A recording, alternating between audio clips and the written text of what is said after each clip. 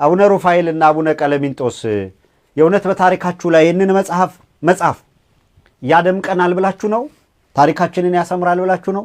ሰማያዊ ቤትስ ያዘጋጃል? በእውነቱ እንደ ልጅ ነው የምንጠይቃችሁ። ያዘጋጃል? እንሰማለን። እያንዳንዷ ቀን ውሎና ሂደት ይሰማል። ምን እያደረጋችሁ ምን እያላችሁ እንደሆነ በብሔር ኮታ ሹመት ይሰጥ ብሎ ለመከራከር እንዴት እንዲህ ያለ ልብ እንዳገኛችሁ አላቅም። እኔ እንደ አንድ የቤተክርስቲያኗ ልጅ በግሌ ቅሬታዬን ቢያንስ በዚህ ደረጃ ሳልገልጽ ላለማለፍ ነው። ስለ ባህር ዳር ጥቂት ልበል። ባህር ዳር ቆይ ሀብትሽ፣ ምናልባት ወደ ባህር ዳሩ ከመሄድህ በፊት ከጥቂት ደቂቃዎች ከሰጠሽኝ ኢየሩሳሌም ፍቃድ አግኝቻለሁ። እሺ ጎዳና እነ ሽመልስ አብዲሳ እያሉ ያሉት ኦሮሞ የሆነ ብቻ አይደለም፣ በቃ የነውራቸው ነውር እንዲህ ኦሮሞ አንድ ነው፣ ኦሮሞ ነው ሲሉ የነበሩ ሰዎች በእናቱም በአባቱም ኦሮሞ የሆነ ብለው መተዋል። እንግዲህ አሁን ነውር ማያልቅባቸው ሰዎች ናቸው እነዚህ ሰዎች። ነገ ከነገ ወዲያ ደግሞ የሚመጣው ነገር የየትኛው ኦሮሞ ደግሞ የሚባለው ነገር ነገ ከነገ ወዲያ መምጣቱ አይቀርም። ለዛ ነው ይሄ ስርዓት የኔ ነው ብሎ የሚያስብ የኦሮሞ ተወላጅ ካለ የተደገሰለትን የሚጠብቀውን መከራ ቢያይ ጥሩ ነው፣ ቢያጤን ጥሩ ነው። ይሄ ስርዓት እንደ ስርዓት ባገኘው አጋጣሚ ሁሉ የኢትዮጵያ ብቻ አይደለም የኦሮሞ ጠላትነቱንም በብዙ መልኩ አሳይቷል። ስለዚህ እንደው ቁርበት ስለ ቁርበት ብላችሁ እንደው ለብሔራችሁ አድለታችሁም ይሄ ስርዓት ኦሮሞን ይጠቅማል ብላችሁም የምትከተሉ ሰዎች እባካችሁ ጥንቃቄ አድርጉ።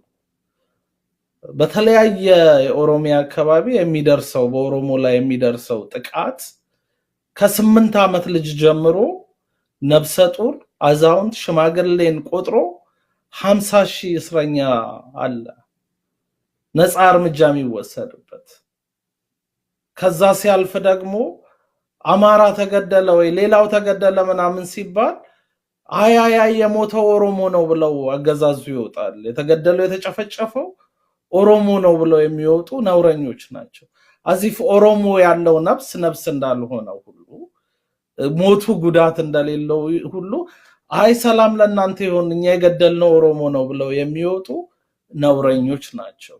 የኦሮሞ ወኪልም አይደለም። የሚሰሩት ነገር ኢትዮጵያን ለማፍረስ ዛሬ በኦሮሞ ስም ተደራጁ እንጂ ነገ ከነገ ወዲያ የትኛው ኦሮሞ ብለው ደግሞ እንደሚመጡ ምንም ጥያቄ የለውም።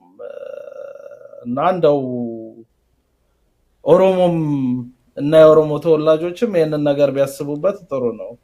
ሙሉ ለሙሉ ኦሮሞ በተባለው ላይ አሁን አንዳንድ ሰዎች የኔን እናት እያስጠኑ ነው አሉ። እሱን ሲያረጋግጡ በቃ ለሹመት ከሚሆኑት ሰዎች አንዱ እኔ ሆናለሁ ማለት ነው። እና በምን አይነት መልኩ እንደሚሆን እስቲ ምናየው ነው የሚሆነው። ግን እየተደረገ ያለው ነገር እንኳን ለመንፈሳዊ ለስጋዊ ነውር ነው። እና ቅዱሳን አባቶች እባካችሁ ብትችሉ እንደ ቅድስናችሁ ባትችሉ ደግሞ እንደ እድሜያችሁ ሁኑ። እባካችሁ ሁሉን ምናከብረውን አነጣ ለማለት ነው። ኢየሩሳሌም አመሰግናለሁ። እናመሰግናለን ጎዳና ሀብታሙ። የባዲኑን ቀጥል። ያ መልካም። ያው ጎዳና አንድ ነገር መቀበል ያለብን ይሄ ሚዲያ ስርዓቱ በቤተ መንግስት እንቅልፍ ያጣበት ነው፣ የሚረድበት ነው። ለዛ ነው ስንትና ስንት ገንዘብ አውጥቶ ሳተላይት ጃም ለማድረግ ይለፋል። ከዩቲዩብ ጋር የገጠመንን ተግዳሮት የሚታወቅ ነው።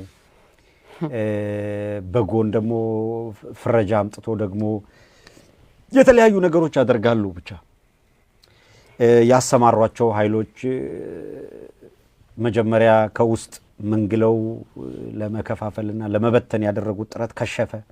እሱ አልሳካ ሲላቸው ደግሞ ወደ ሁለተኛው ዙር ሄዱ። ከብሔር ጋር አገናኝተው የከሌ ብሔር ጠል ለማለት ሞከሩ።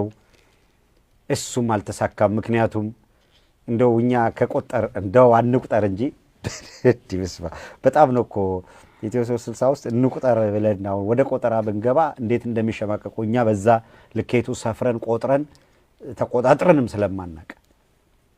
እኔ በነገራችን ላይ ሀብታሙ እዚህ ሚዲያ ላይ መጀመሪያ የቀረብኩ ቀን ነው ቦረናነቴን የተናገሩት። ሶ ዴይ ዋን ቦረናነቴን አውቃችሁ ነው ስታስተናግዱኝ ነበር ማለት ነው። እና በቃ እንደው ምልህ እንዲህ እኮ እኔ የቦረናን ጉዳይ የጮኩበት ሚዲያ ነው ይሄ ሚዲያ የለም። ሶ ፐርሰናሊ እንደው ይቆጠር ቢባልም እንደዛው የለም። ሰው በሚጠየቅበት ነገር ቢከሰስ ጥሩ ነው። ግን እነሱ እንኳን እንዳልሆነ ስለሚያውቁ ነው አንዴ በጃሚንግ አንዴ ዩቲዩብ በመዝጋት አንዴ ምን በማለት የሚሉት። አየህ እኔ የቦረናው ልጅ አንጋፋው እዚህ ሚዲያ ላይ ያለሁት ደግሞ እኔ ሚዲያ ቤቴ ስለሆነ አይደለም። እኔ በጣም ምንቀው ሳይሆን በቃ ለኔ ያልተሰራም ብዬ ማስበው ነገር ሚዲያ ላይ መሆን ነው። ያም ቢሆን ግን እኔ የቦረናው ልጅ ሰቦ እዚህ ሚዲያ ላይ አለሁኝ። እንግዲህ እንዴት አድርገው ኦሮሞ ጠል ይበሉት? ድራማውም ከሸፈባቸው እኮ። ስለዚህ ወደ ለመዱት ወደ ቀድሞ ጃሚንግ መሄዳቸው ድል ነው ልልህ ፈልጌ ነው ያቋረጥኩህ።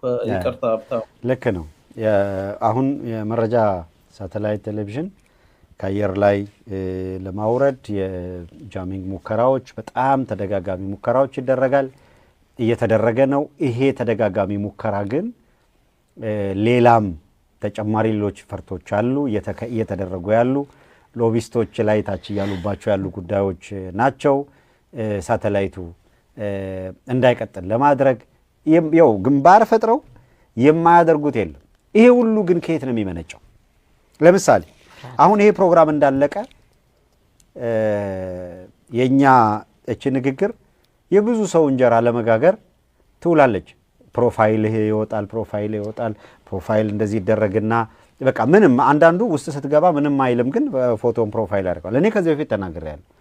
ለሰዎች የመከፋት የማዘን የአደጋ ምንጭ ከምትሆን የገቢ ምንጭ ከሆንክ በጣም ትልቅ እኮ እድል ነው።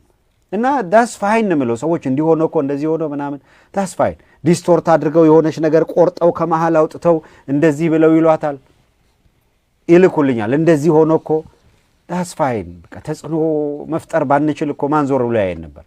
ማን ጉዳይ ብሎ ያየናል? አሁን አብይ አህመድ ተጨንቆ ተጠቦ መከራውን የሚያየው ለምንድን ነው? ሚዲያው ተጽዕኖ ፈጣሪ ስለሆነ እኮ ነው፣ ስላስጨነቃቸው እኮ ነው። ስለዚህ ደጋግሜ እንደምለው አስጨንቀ ስታበቃ ሰውን አይ ካን ብሪዝ እያለ እንኳን እንዳይጮህ እድል ከነፈከው ትክክል አይመጣም። እና እንዲንፈራገጡ እድል መስጠት። አሁን ከአንተ ጀርባ ቆይ የእናቱን ፕሮፋይል እናጥና ምናምን እድል ያገኙ፣ በደንብ ያጥኑ። አጥንተው ሲመጡ እንነጋገራለን። ዲኤንኤ ካስፈለገ እኔ በእናቴ ወገን ስንት አባገዳ እንደወጣ እንደው አጥንተው ለእኔም ቢነግሩኝ ጥሩ ነው። ይሄ ሁሉ ጭንቀት የሚመነጨው የሚዲያው ያለበት ሁኔታ ያውቁታል። ካንተ ተጽዕኖ ፈጣሪ ባይሆን ማን ሊያስተባብል ይነሳል? በዚህ በዛ ሩጫው መከራው ምናምን ስታይ እኔ በጣም ጥሩ ነው እየሰራን ነው። የመስራታችንን ውጤት በሌሎች ላይ ነው የማየው። ኦንሊ እዚህ መጥቶ በሚመለከተን ብቻ አይደለም የማየው። እየሰራን መሆናችን የዛ ኮንፈርሜሽን ውጤት የት ጋ ህመም እንደተሰማቸው ቼክ እናደርጋለን። ህመሙ ያለበትን ቦታ ስናይ ኦኬ በቃ መድኃኒቱ እየሰራ ነው ማለት ነው። በደንብ ያሸራቸዋል ማለት ነው። ጮኸው እንዲወጣላቸው ትፈቅዳለህ። ደግሜ እለዋለሁ፣ ጸበል ረጭተህ ጋኔን እንዳይጮህ አትከለክልም፣ አፉን አታፍንም። እንዲጮህ ነው የምትፈቅድለት። ባህር ዳር ልሂድና ይልቃል ከፍያለም እየጮኸ ነው ባህር ዳር ላይ ሊያዝህና አንተና ጎዳና ብትቀጥሉ እሺ እኔ በዚህ ልሰናበት ሰዓት ላይ የስራ ሰዓት ዘኛው ጋር ገባለሁ የረምብል አካውንታችሁን የቲክቶክ ገጾቻችሁን ሁሉ ሊንኮች እንዴት እናገኛለን ስላሉ በተደጋጋሚ ብንገልጽላችሁ ያው ፌስቡክ ላይ ስላለ ከፌስቡክ ከኢትዮ 360 ፌስቡክ ላይ ሁሉንም ሊንኮች እዛ ላይ ታገኛላችሁ እነዛን ሊንኮች በመውሰድ በቀላሉ የኢትዮ 360 አባልነት ወይንም ደግሞ ኢትዮ 360 መቀላቀል ትችላላችሁ የአባልነት ምዝገባውም እዛው በዌብሳይት በኢትዮ 360 ዌብሳይት ይገኛል ከሀብታሙና ከጎዳና ጋር መልካም ቆይታ ይሁንላችሁ እያልኩኝ እኔ በዚሁ ልሰናበት እሺ ወደ ቀጣዩ ፖይንት በቀጥታ ልለፍና እንዳነሳውት ቅድም ይልቃል ከፍያለም ባህር ዳር ላይ እየለፈለፈ ነው ያ መፈቀድ አለበት ይልቃል የመጮህ የማልቀስ መብቱ መፈቀድ አለበት ምክንያቱም እንዲጮህ እንዲያለቅስ የሚያደርግ ጫና መጥቶበታል ያ ጫና ከምንድን ነው የሚመነጨው የምትበራውን ህዝብ የምታስተዳድረውን ህዝብ እንዲህ ላለ በደልና ሰቆቃ አትዳርገው እድሜ የሰው ልጅ ቢበዛ 60 አሊያም 80 ነው ከዚያ ቢያልፍ ድካም ነው ትርፉ አሁን ይልቃል ከፍያለ በእድሜው ላይ ስንት ኖሯል ስንት ይቀረዋል ለየትኛው እድሜ ነው በገዛ ህዝብህ ላይ እንዲህ የምትዘምተው በቃ ይሄ ነው እየተነገረው ያለው መቼ ነው የምትቆርጠው መቼ ነው ሐሞት የሚኖርህ መቼ ነው ሰው የሚለውን የምታሟላው ይሄ ነው እየተጠየቀ ያለው በዚሁ አጋጣሚ ይኸውልህ ወደ ባህር ዳር እየሄድን ስለሆነ የአማራ ክልል ርዕሰ መስተዳድር ሆነው ለ8 ዓመት የአማራ ክልልን ያስተዳደሩ አቶ አያሌው ጎበዜ 8 ዓመት ሲመሩ ቲፒኤልኤፍ ፍሬም እያደረገ በኢህአዴግ ውስጥ ያመጣቸው የነበሩ የአማራ ህዝብን ኮርነር ከሚያደርጉ ቃላቶች መካከል አንዱ ትምክተኛ የሚል ነው ሁለተኛው ነፍጠኛ የሚል ነው ነፍጠኛና ትምክተኛ የሚለውን የስድብ ቃል አያሌው ጎበዜ በ8 ዓመት ያመራርነት ዘመናቸው በመድረክም ከመድረክም ውጪ በሚዲያም በየትኛው መድረክ አንድ ጊዜም በገዛ ህዝባቸው ላይ ተጠቅመው ታያቁ በኢህአዴግ ውስጥ እኮ ይባላል ትምክተኛ የገዛ ህዝቡን የሚመራውን ህዝብ አቶ አያሌው ጎበዜ አንድም ጊዜ ቢሆን ይሄንን ቃል ፍሬም አድርጎ በመጠቀም የገዛ ህዝቡን ለመሳደብ አልሞከረም ገዱ አንዳርጋቸው አቶ ገዱ አንዳርጋቸውም ረዘም ላለ ጊዜ ክልሉን መርቷል ትምክተኛ የሚለውን ፍሬሚንግ ግን አልተጠቀመም የምትተችበት ያጎደላቸው ነገሮች እኮ አሉ አቶ ገዱ አትሊስት ግን የገዛ ህዝቡን ትምክተኛ አላለም ዓለም ነው መኮንን የሚባል ሰው በአማራ ህዝብ ጥርስ ውስጥ ገብቶ የቀረው የአማራን ህዝብ ትምክተኛ ከዚያ ማለፍ ብሎ የራሱ ቃላት ጭምር እየተጠቀመ በመስደቡ ምክንያት ዛሬ የትም ቦታ ላይ እሱን ማየት አይፈልግም ህዝቡ አቅሙ ስለማይጠቅም አይደለም ግን የነበረውን አቅም ያደርባይነት የመጨረሻ መለኪያ አድርጎ ራሱን ለጌቶቹን ለማስደሰት ህዝቡ ላይ ያን ውርጅብኝ አመጣ በድምጽ ያለን አቶ ታምራት ላይኔ እስከ ዛሬ ድረስ በየመድረኩ የሚወቀሰው እንደዚህ አይነት ቃል ተጠቅመሃል በሚል ያ የተናገራት ቃል እንደ ዓለምነው መኮንን አልተገኘም በተደጋጋሚ ኢንተርቪው በማደርገው ጊዜ ያ ካለ ይምጣና ወይም ይሄንን ብለሃል የሚለኝ ሰው ካለ ይምጣና እኔ በይፋ ይቅርታ ልጠይቅ በሌሎች ጉዳዮች ባጠፋዋቸው ጥፋት ይቅርታ ጠይቅ ያለው ሚል ምላሽ ነው የሰጠው ይልቃል ከፍያለ አሁን የብልጽግና የነ ሽመልስ አብዲሳ ኦህዴድ የአማራን ህዝብ ለማሳደድ ትምክተኛ የሚለውን የቀደመውን ፍሬሚንግ ሳይሆን እየተጠቀመ ያለው ጽንፈኛ የሚል አዲስ ቃል ይዞ መጥቶ ይልቃል በመድረክ ይለዋል በመግለጫ ይለዋል የማይገልጸው የማይልበት ቦታ የለም ፍሬሚንግ አድራጊው ራሱ ሆኗል ይልቃል እና በአንድ ንግግሩ አሁን የባህር ዳር የመክፈቻ ንግግር ላይ ምን አለ አንቋሪዎቻችንና ተቆርቋሪዎቻችን የሚዲያ ግንባር ፈጥረው እያጠቁን ነው ይላል። አንድ የተጠቀመው ቃል አንቋሪዎቻችን የሚል ነው። ሁለተኛው ተቆርቋሪዎቻችን ነው የሚለው። የሚዲያ ግንባር ፈጥረው ነው የሚለው። አይ ቲንክ ተቆርቋሪዎቻችን የሚለውን ሰፋ አድርገን ተርጉመን እኛ እንውሰደው ለእኛ። ምክንያቱም ቢያንስ ለአማራ ህዝብ በመቆርቆር ለዚያ ህዝብ ግፍና በደል መዳረግ ካለን ሰብአዊ ርህራሄ የመነጨ እንደሆነ በደንብ ያውቁታል። እያንዳንዳቸው የምናደርገው የቁጭት ስራ በሙሉ ያ ህዝብ እንዴት ይበደላል ከሚል ስሜት እንደሆነ ጠንቅቀው ያውቁታል።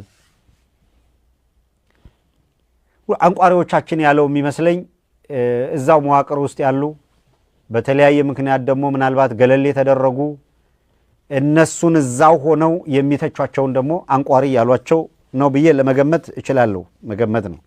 አንቋሪ ምን ማለት ነው? ያው ምንድነው አውጥቶ ይሄ ለሌላ አሳልፈ ምትሰጥ የለም የሆነ ነገር ያደርጉናል። በሌላ አማርኛ ከሌ ነቆረው ሲባል ትሰማለህ አይደል? ነቋሪ ነው እንደዚህ ያድርገኝ ነው እንደምትለው። አንቋሪዎቻችን ሲል የእኛን ደካማ ጎን እየፈለፈሉ ለትችት የሚያበቁን፣ ለዘለፋ የሚያበቁን፣ ለቁጣ የሚያበቁን ብሎ የሚተቹትን አካላት እዚያው ሆኖ በመዋቅር ውስጥ ሆኖ የሚተቹትን አካላት የኛ አንቋሪዎች በሚል ፍሬም እንዳደረጋቸው ነው። ትርጉም ሌላ ጊዜ ይስጠው። ትርጉም በስለሽ ከሆነበት እሱ ደግሞ የራሱን ትርጉም ሊሰጠው ይችላል። የሆነ ሆኖ ጎዳና በኢህአዴግ ዘመን አሁን በብልጽግና ዘመን የሆነ ሆኖ ትላንት ምን ሆነ በባህር ዳር? ይሄንን እንገራችሁ ለአድማጭ ተመልካቾቻችን። አሁንም ይሄንን ውይይት እየተከታተላችሁ ያላችሁ አካላት ይሄ ውይይት ለሌሎች እንዲደርስ ሼር ማድረጋችሁን አትተው። ሰብስክራይብ ሳታደርጉ የምትመለከቱም ሰብስክራይብ አድርጉ። ሊንኩን በተለያየ መንገድ ለተለያዩ ለሚከታተሉን አካላት እንዲደርስ አድርጉ። ይሄን ውይይት እየተከታተላችሁ ደጋግማችሁ ላይክ በተኑን መጫናችሁ የሌሎች እንዲደርሳቸው እድል የሚሰጥ ይሆናል። ይሄን ካልኩ የትላንትናው እና ዛሬ የቀጠለው የባህር ዳሩ ስብሰባ ይልቃል ከፍ ያለ ንግግር አድርጎ ነው የጀመረው። አንቋሪዎቻችንና ተቆርቋሪዎቻችን የጋራ ግንባር ፈጥረው እያጠቁ ነው የሚለውን ከአንስቶ ረዘም ያለ ንግግር አድርጓል። ብዙ የሚረባ አይደለም። ከዚያ ቀጥሎ ተሰብሳቢውን በ8 ቡድን አዋቅረውታል። ይህ ባህር ዳር በዝግ የሚደረገው ስብሰባ መረጃ ነው የምንነግራችሁ። ኢትዮ 360ን እያዳመጣችሁ ነው አድማጭ ተመልካቾቻችን። እስከ ፍጻሜው ከኛ ጋር ስትቆዩ በርከት ያሉ መረጃዎችን ታገኛላችሁ። በ8 ቡድን ከከፈሏቸው በኋላ ለ8 ቡድኖች የተዘጋጀ ሰነድ አለ። ያ ሰነድ በንባብ እንዲቀርብላቸው ተደርጎ 8 ቡድን በተናጠል በቡድን ውይይት እንዲያደርግ ነው የተደረገው።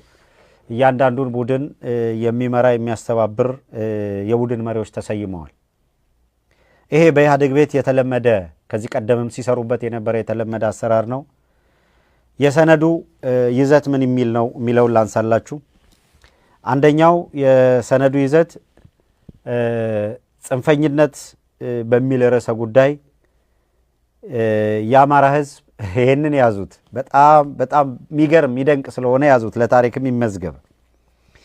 የአማራ ህዝብ ሳይበደል የተበዳይነት ስሜት እንዲሰማው በማድረግ ይላል ሰነዱ።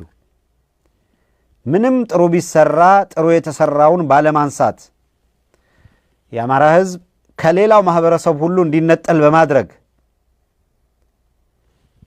ሰርተዋል። ይሄ የጽንፈኝነቱ ጎራ አደጋ ነው ይላል ሲተነትን የነ ይልቃል ከፍ ያለ ሰነድ።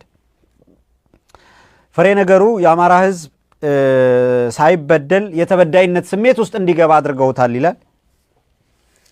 በሚደንቅ ሁኔታ እነሱ ባህር ዳር ላይ ተሰብስበው ከ1.5 ሚሊዮን በላይ ከቤት ንብረታቸው ተፈናቅለው ከ1.5 ሚሊዮን በላይ ምናልባት በኢትዮጵያ ውስጥ ካሉ መስፈርት አሟልተዋል ተብለው ክልል ከሆኑ